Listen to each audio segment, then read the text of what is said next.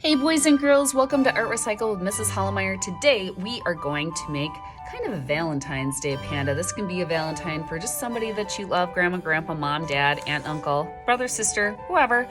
So today you are going to need a black crayon, a pink crayon, a white crayon, and then you can possibly have some other colors too that you want. You know, I kind of designed it with these pink marks, but you could change the colors a little bit if you like later. And then we are going to learn about crayon resist. I do crayon resist a lot with my kids. So you can have some watercolor paints and then a water and a brush, and you'll be able to do the cool magic where you use the white crayon and the wax will repel the watercolor paint, and these white hearts will show up even though you've used white crayon on white paper. So let's go ahead and get started.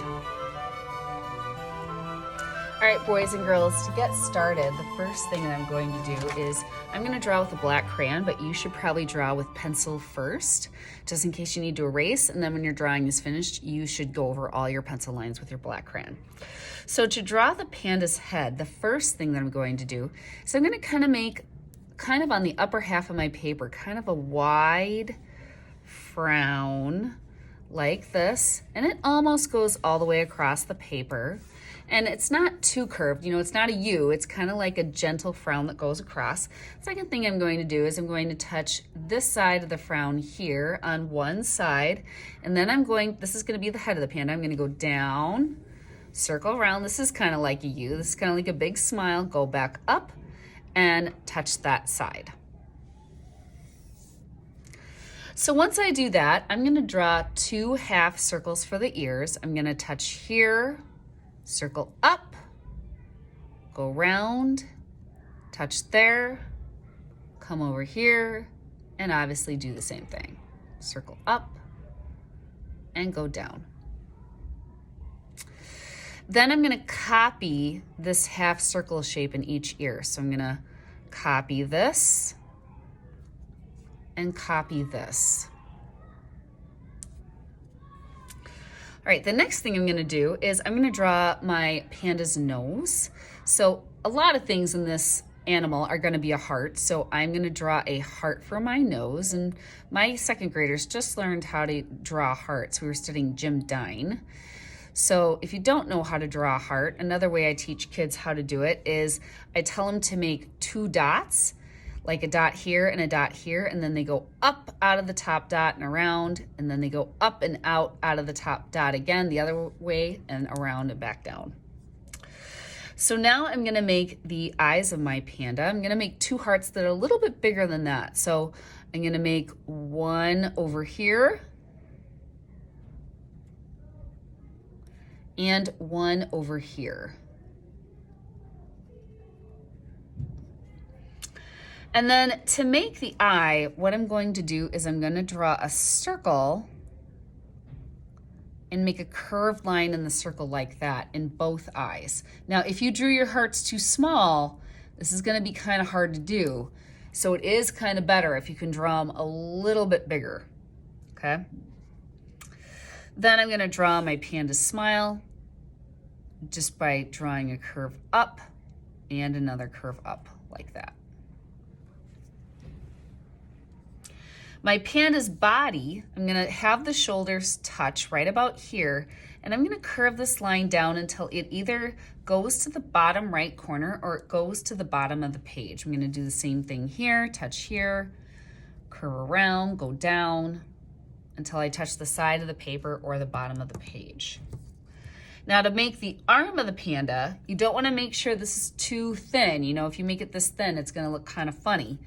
I'm gonna touch right here, and then this gets a little bit wider as it goes down. I'm gonna go down like that, and the same thing, touch here, and make it a little bit wider as I go down like that. So this is gonna be the chest of the panda. This is gonna be the arms. And now I'm going to take a color. This is where, actually typically where you would take your black crayon if you haven't done this already, and if you were drawing this with pencil, you would now go over all your pencil lines with your black crayon. Now once you've done that, and this whole thing is traced with your black crayon and it looks like mine, there are certain things that you want to color in black. So one thing that you want to color in black would be this.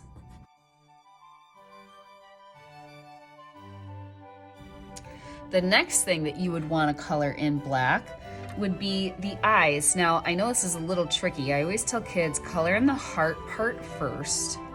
So the part that goes around the eyeball.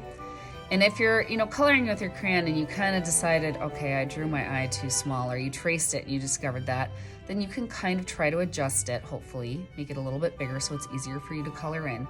Now, after you color in that part black around the eye, the circle eye that you drew, you're gonna color in this part black, which only leaves that little part up there white.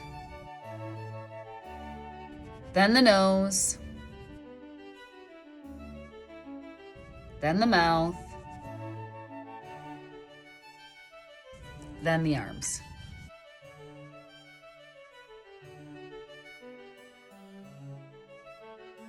All right, so now my arms are colored in. The next thing I'm gonna do is I'm gonna take my pink crayon, and it could be any color. It doesn't have to be pink. It could be purple or blue or green or whatever color that you like. I tend to like to put another heart here and color it in. If you wanna put more hearts on the tummy, that's fine too, maybe with some different colors. It's your panda bear, so you can do what you want. And then I tend to color in little spots of color on the cheeks with a red or a pink. But again, that's optional, you don't have to do that. And then I typically take a pink and I color in this part of the ear here.